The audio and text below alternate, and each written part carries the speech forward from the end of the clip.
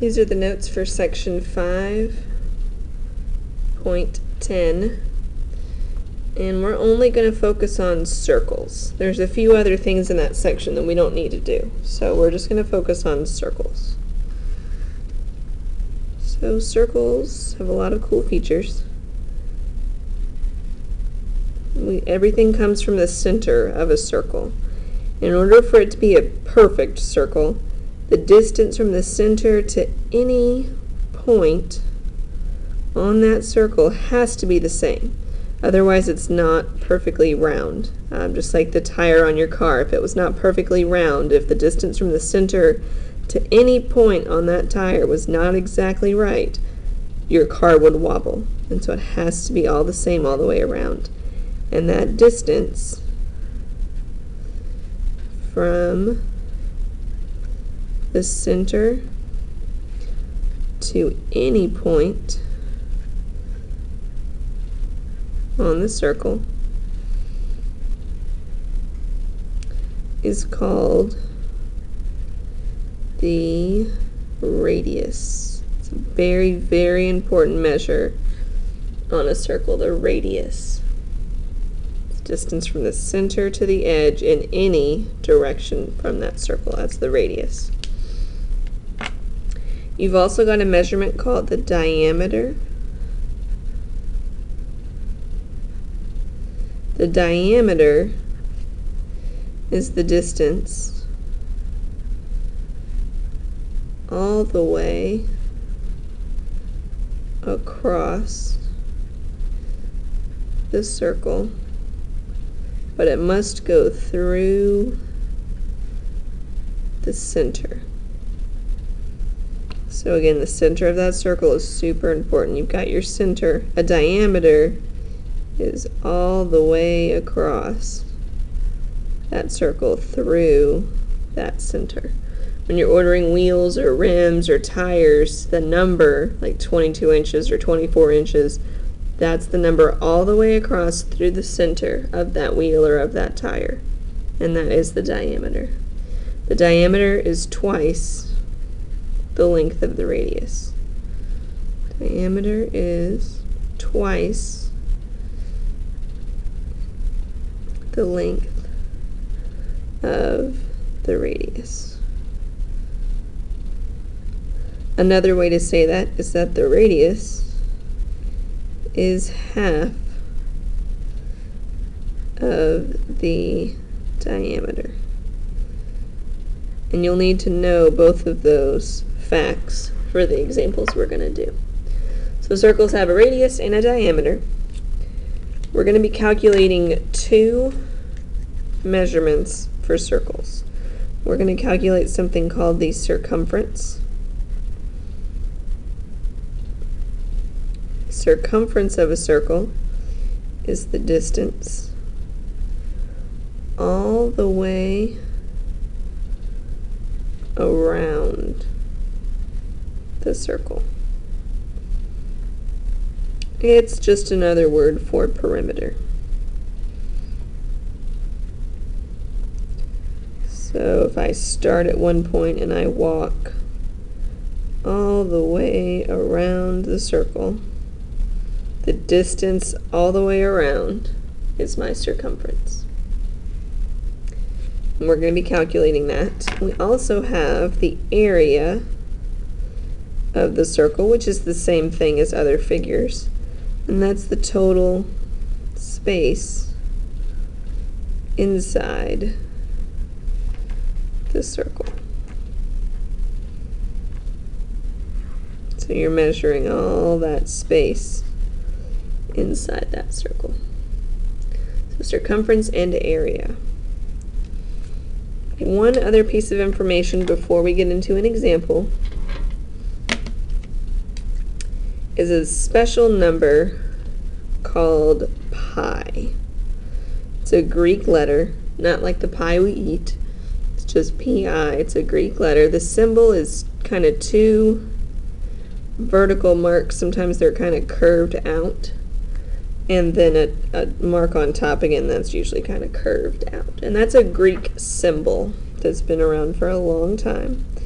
Pi It's a special number. Most people know that it's 3.14. I can explain where it comes from if you want to ask during class. I'm not going to spend time now explaining where it comes from, but 3.14 is a very special number. It's actually much longer than that, and it keeps going forever. We usually round it to 3.14, but pi is a never-ending decimal. All right, so we're going to be using pi in our formulas. So we need to know two equations, two formulas, and I will give these to you for the test, but most people already know them. The circumference formula is 2 times pi, that special number, times the radius, or pi times the diameter. It will get you the same answer. If you have the radius, use the first equation. If you have the diameter, use the second one. Either way gets you to the circumference. The area formula is pi times the radius squared. It's very important. Remember the order of operations. Exponents have to come before multiplying and dividing. So exponents first before multiplying and dividing. So you have to be careful. You have to square the radius first, or else you will get the wrong answer. You have to square the radius first and then multiply by pi. All right, let's see how these formulas work.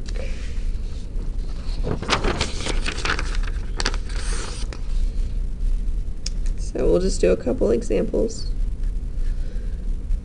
If I give you a circle and it's labeled with a radius of 7 inches, we're going to find the circumference and we're going to find the area together on this circle.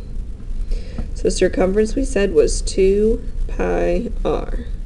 So that's 2 times that magic number pi times the radius of 7. And you literally just type that in the calculator. 2 times, most calculators have that pi button, which is that big long crazy decimal, times 7. And we're going to round, let's round this time to the nearest hundredth. Again, the computer or the test will tell you how it wants you to round. So let's make this 43.98, and the units were in inches. So there is your circumference if you were to measure or walk all the way around the circle. That would be your circumference. Area is pi r squared. So pi times 7 squared. We said square 7 first. We know 7 squared is 49, or you can do 7 squared in the calculator, or 7 times 7. Get that number first, then multiply by pi, and hit enter or equals. You should get 153. We're going to round to 0.94. And area, just like the other chapters, is units squared. So 153.94 square inches. And that would be the total area inside this circle. Go ahead and try one on your own. Here's the circle.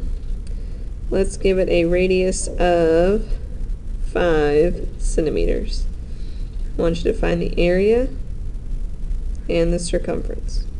Go ahead and pause the video and try this one.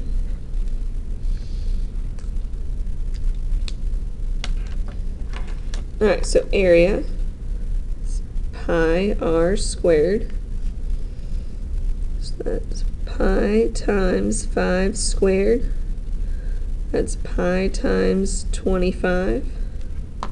25 times pi gives us 78.54 centimeters.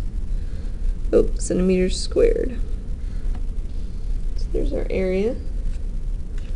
Circumference we have a radius, we're going to do 2 pi r. That would be 2 times pi times 5. Type it in just like that, 2 times pi times 5. That gives us 31.42 centimeters for the circumference. Pretty straightforward. Just be careful typing in the calculator. Alright, I want to do 2 more quickly. Instead of giving you a radius this time, I'm going to give you a diameter. So this will be example 3. We'll do this one together. So I've got my circle. This time I'm going to go all the way across and tell you that it's 15 feet across through that center. And that is your diameter. So we need to know what the radius is in order to successfully do this problem. So we need to take 15 and divide it by 2. That should give us 7.5 feet. From there, we can find our circumference and our area, just like we did in the other 2 examples. Circumference is 2 pi r. So you can either do 2 times pi times 7.5, or since we have the diameter, we can also do pi times 15. Mathematically, those are exactly the same. Pi times 15. You should get 47.12 feet, no matter which way you multiply it out. So our answer is 47.12 feet for circumference. Area, again, just like the other ones.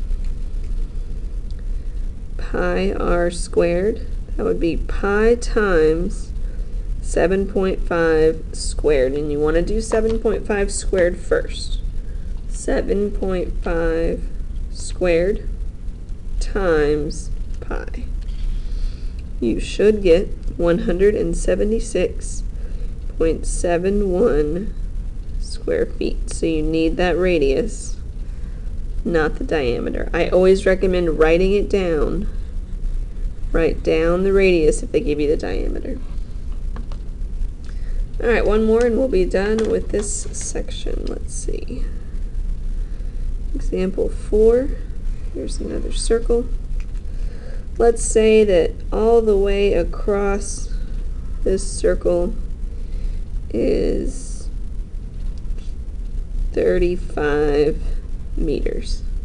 I want you to find the circumference and the area. Let's pause the video and try this one.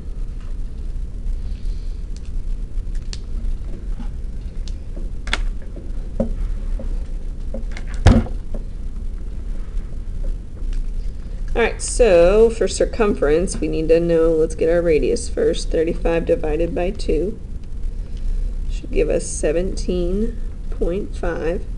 So the circumference is pi times the diameter, or you can do 2 times pi times 17.5. Doesn't matter.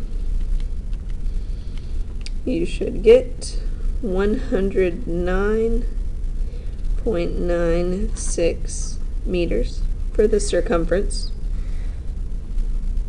Area, pi r squared. It's pi times 17.5 squared. Again, do 17.5 squared times pi. It's kind of backwards. 962.11 square meters. And that is how to find circumference and area on circles. That's all we need for this section.